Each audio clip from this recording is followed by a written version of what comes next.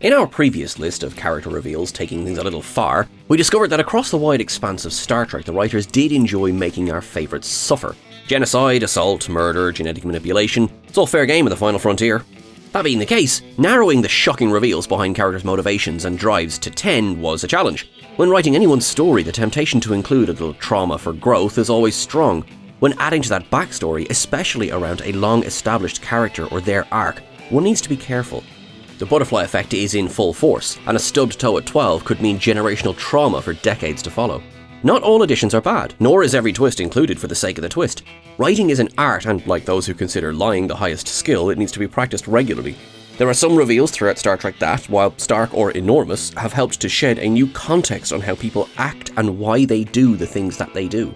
As always, please be aware that we will be discussing specific character reveals that were sometimes intended as a cliffhanger ending or mid-season twist, so a spoiler alert is in full effect here. Do you agree that these reveals were a shocking addition, or were they exactly what was needed? I'm Sean Ferrick for TrekCulture, and here are 10 more character reveals that didn't have to go that hard. Number 10. Will and Deanna's tragedy. The death of a child is a tragedy that is often impossible to overcome, so adding it to the backstories of beloved characters must be handled with care. While Riker and Troi were a strong couple, having already withstood much adversity in their time, the death of Thaddeus Riker felt like a cruel blow. In the Nepenthe, Jean-Luc and Soji arrive on the planet and are accosted by Kestra Riker, clad in her finest hunting gear. They quickly arrive at the Riker's cabin and a warm reunion of old friends follows, bunny corn pizza and all. The reason for the family's relocation to Nepenthe is quickly revealed. Thaddeus Riker, born in 2381, contracted a terminal illness, and there was hope that the planet's regenerative properties could cure him. It didn't work, leaving the family devastated and the audience shocked at this terrible blow. Though this was a truly heartbreaking addition to the Riker's story, it helped to set up one of the most heart-wrenching moments in The Last Generation. Will Riker, believing his luck had run out, said to the heir and to anyone who was listening that he and their son would be waiting for Deanna.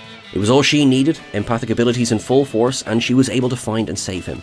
There is a risk with including a reveal like this, much of which revolves around how it's handled. For Star Trek, and for the Rikers, it was handled well. Looking for a VPN? Well, we've got a great deal from Nord. Get 73% off and 3 months extra free. Just click the link in the description down below. Number 9. Worf killed a kid. Let He Who Is Without Sin is an odd episode of Deep Space Nine. It was clearly intended to be a light story, arriving after a string of heavy hitters like The Ship and Nor the Battle to the Strong. It was directed by René Auberjonois, who recounted a difficult shoot, juggling sand mites gnashing their way through the cast and crew, and Terry Farrell's photosensitivity while having to stand under the sun for long periods of time. One might be forgiven for glossing over the events of the episode. At the same time, they focus on Bashir and Leeta breaking up rather cordially, and Quark attempting to cram as much Jamaharon into 1 week as possible. Still, there is Worf to contend with, in and around his little spot of domestic terrorism. Dax, demanding to know, "What the hell, Worf?" discovers his sad backstory. As a child, he had accidentally killed another boy, Mikkel. In a game of soccer, they had collided and the boy's neck had been broken. Worf, from that point on, knew he needed to exercise restraint around humans for fear he could hurt them. This was an enormous piece of Worf's story that came from nowhere. While Worf wasn't the typical Klingon during his run on The Next Generation, one didn't assume it was because he was afraid of breaking people around him. It was quite the bombshell to drop in this episode, and one that was never discussed again. Number 8. Neelix's survivor guilt. Star Trek has used historical parallels frequently, as was the intention of Gene Roddenberry from the beginning. Exploring real-world issues via the lens of science fiction is nothing new for the franchise, so when Voyager turned its attention to Neelix's backstory, it opted to liken his family's destruction to that experienced in Hiroshima and Nagasaki in 1945. Before Neelix encountered the USS Voyager, he was a survivor of the Talax-Hakonian Order War. Talax had surrendered unconditionally to the Order, owing in large part to the deployment of the Metreon Cascade. Dr. Mabor Jetrel, Star Trek's answer to Robert Oppenheimer, developed a deadly weapon for the Order. He later attempted to play down his responsibility once he became aware of the full impact of the Cascade. Like the atomic bombs that were deployed over Japan, this cascade had an initial explosion followed by radiation fallout. This fallout, according to Jetrel at least, was unforeseen. The weapon was detonated on the moon Rhinax, the home place of Neelix and his family. While Neelix himself was off-world at the time of the attack, the rest of his family weren't so lucky. They, along with 300,000 other Talaxians, were killed. Despite making peace with Jetrel himself, Neelix carried this trauma for years to come. His own brush with death and subsequent vision quest brought him face to face with a version of his favourite sister, Elixia, who promptly dissolved in front of him, re-scarring him for life. Neelix may not have been everybody's favourite character, but nobody deserved that. Number 7. Mirror Lorca's history of grooming and sexual assault. Members of the Terran Empire always run the risk of being one note. When it was Kirk in Mirror Mirror, he was a simple bad guy, end of story. However, Mirror Spock had the capacity to be more than his goatee might suggest, which always makes a more interesting character on the screen. Gabriel Lorca appeared in almost every episode of Star Trek Discovery's first season, though his true nature was hidden for most of that time. As each episode progressed, audiences were shown a cold, cynical person, though one who wasn't above a bit of flattery to achieve his ends. The big reveal in Vaulting Ambition that he was, and always had been, from the Mirror Universe managed to shock and surprise. However, part of the reveal included the fact that he was a child abuser and guilty of sexual assault. This gave room for pause. Georgiou informed Michael Burnham that her counterpart had been groomed by Lorca, while the audience simultaneously discovered he had abused and then discarded a lover named Ava, sister to that universe's Maddox. While no one was under any illusions that Lorca was a nice person, this stripped any ambiguity to his ambitions away, effectively making him a mustache-twirling, cardboard cutout type of villain. The fact that Jason Isaacs played him with depth and range served to make this more frustrating. Frankly, he was bad enough. This felt like a step too far. Number 6. McCoy killed his dad. In the 5th Star Trek film, Sybok, Spock's half-brother, boards the Enterprise A and quickly assumes control, with Kirk, Spock and McCoy being among the last holdouts to his space-age mind control. He corners them in the observation room. There, the audience is granted some of the most heart-wrenching reveals about both Spock and McCoy. For Spock, he relives the day of his birth, remembering Sarek's disappointment at his apparent humanity. Though the logic of remembering his own birth is questionable, the scene is stark and directly feeds another entry on this list. However, it is the depiction of McCoy's pain that is truly devastating. We learn that his father was suffering from a terminal illness and constantly in pain, and McCoy was powerless to help him. The scene is quiet and the acting is perfect. DeForest Kelley played the grumbling yet good-natured Doctor since Star Trek's earliest days, but to see him broken by this memory is painful to see. To ease his father's suffering, McCoy deactivates the life support keeping him alive, which allows the man to die within seconds. If that weren't bad enough, McCoy then realises that a cure for the illness was found a short time later, burying the son with guilt for years to come. Number 5. Explosive decompression. Sometimes a reveal is thrown in that is clearly intended to shock and unsettle the audience. In Waltz, the writers managed to do exactly that with this little reveal of Gull, or Glyn, Ducat's early days. The episode was designed to do one thing and one thing alone: restore Ducat to his rightful place as the main antagonist of Deep Space Nine. While stranded on a barren world with an injured Sisko, he has all of the cards. He has the phaser, he has the stories. Lots of stories. In one such story, he recounts a horror story from his past. As a lowly Glyn, he was once tasked with cleaning up a compartment in which 3 unlucky men had experienced an explosive decompression. In his own words, he didn't sleep for a week. That he can remember it as clearly as he does while simultaneously going on to claim that he was too lenient on the Bajorans during the occupation gives us a little more insight into Ducat's mind. To him, the Cardassians were people while the Bajorans weren't. Having said that, what was it about this event that left him unable to sleep? Was it the mess that he found? Or was it something that awoke in him? Something that would fuel his actions as the prefect of Bajor? Sometimes revelations can help understand the man, even if they're a little horrific to think about. Number 4. A planet that survives by using children as fuel. Alora, from the planet Majalis, was a 1-episode, to date, character who was involved in one of the biggest gut-punch moments of Strange New Worlds' first season. The audience spends much of Lift Us Where Suffering Cannot Reach believing that she holds the individual best interests of the so-called First Servant at heart. The Enterprise is drawn into a struggle for the soul of Majalis. Alora is direct but warm while discussing her people with Pike. They had known each other for 10 years prior, so there is familiarity there. They rekindle their romance and Pike grows to trust her, even as the events begin to get more complicated around them.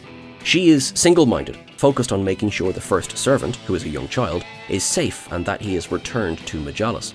There are several attempts to kidnap him, and there is seemingly an assassination attempt that Pike helps to foil. Pike's aid earns him an invitation to the Ascension ceremony. Here, he discovers that Alora has been working to ensure the First Servant takes his place as the power generator for Majalis. He is literally plugged into their systems, something that will cause him great suffering, and something that he will do alone. To remove him now would be to kill him, something that horrifies Pike. Allura is resolute, speaking honestly about the pain the boy will face, and assuring Pike that none of it is in vain. He will be honoured by the people of Majalis for the rest of his life, however long that may be. Though she admits she would love there to be another way, she has also accepted that there isn't. Pike, unable to face this, leaves. Number 3. I know how you die. For this character reveal, it was something that the audience was already aware of. In the second season of Star Trek Discovery, Lieutenant Commander Arium was infected by Control. This led to her death by airlocking, saving her comrades in the process. She was given a funeral with full honours and her crew grieved. Several years, or centuries depending on who's counting, later, Arium not only rose again, but was given full knowledge of her impending death. Captain Burnham and Commander Rayner were stuck in a time loop thanks to a Krenim chronophage and were joined by an out-of-time Stamets. While this might have been a standard Tuesday on the USS Discovery, it ended up being anything but for poor Arium.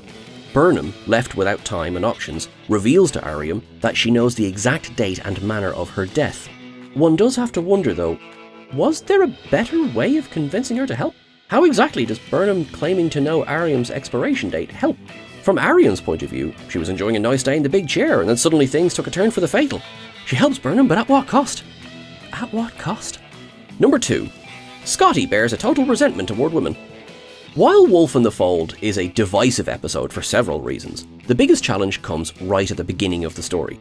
While Scotty, Kirk and McCoy are enjoying exotic dancing and light-based applause, the music rains down around them and the audience is told that Scotty is healing from something. Kirk tips the dancer to come join them and she leaves with Scotty. Everyone seems to be in good spirits. Kirk and McCoy then discuss Scotty's recent accident in engineering, namely an explosion that resulted in Scotty being thrown against a bulkhead. The audience is never told how bad this accident was, but they are told it was caused by a woman. This resulted in Scotty's total resentment towards all women. Though McCoy quickly describes this as severe psychological trauma, it's quite the nugget to drop in conversation. And as interesting an approach as it was in 1967, when one considers James Doohan, Simon Pegg and now Martin Quinn's takes on the character, it makes it even more unbelievable. There is a distinct possibility that McCoy was joking when he claimed that Scotty bore such resentment toward all women, as he and Kirk were grinning heartily through the entire conversation. One hopes that this was a joke and that Starfleet doesn't habitually treat their officers' traumas with trips to hedonistic pleasure worlds. Number 1. Spock attempted to cut the human half out of himself. Star Trek Strange New World's third season episode, What is Starfleet, introduced a dark chapter of Spock's backstory, one built on the abuse and rejection he had faced as a child. The audience had seen versions of Spock facing strife in his past. Star Trek included a scene where a young Spock was habitually bullied by his Vulcan classmates, and that abuse focused on his human mother. Yesteryear also depicted the struggles that young Spock faced from his fellow Vulcans, which, when combined with Sarek's apparent disappointment in him, clearly left a lasting impact on the young man. While Star Trek Discovery depicted a young Spock jealous of the attention his adopted sister Michael received, it stopped short of truly exploring the pain he felt. Vulcans feel pain more powerfully than humans, as we are frequently reminded. So what does one do with that pain? Spock began to self-harm. In an interview segment with Beto Ortegas, Spock revealed that he was once found by his father, carving into his flesh with a knife. This, according to Spock, was an attempt to cut the human half out of himself. This devastating reveal highlights the pain that he felt, as well as the loneliness he must have experienced. It was also an enormous character moment to drop into a short scene like that, certainly evoking more sympathy for Spock, but shocking audiences at the same time.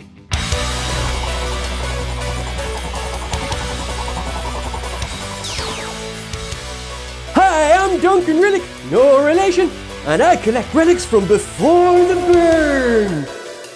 Thanks to a temporal wormhole, I now have an unlimited supply of TrekCulture t-shirts, and I'm selling them to you!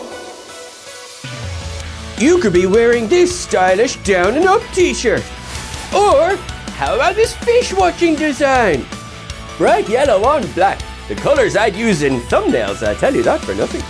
I plan to take these designs and transfer them via quantum duplication onto hats, mugs, and posters. So look out for those. Treat this unlimited supply as a limited time deal. Get your t-shirt quick.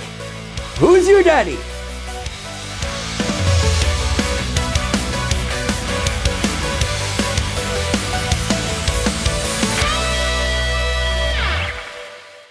And that's everything for our list today, folks. Thank you so much for watching along. We hope that you enjoyed, and remember, you are awesome.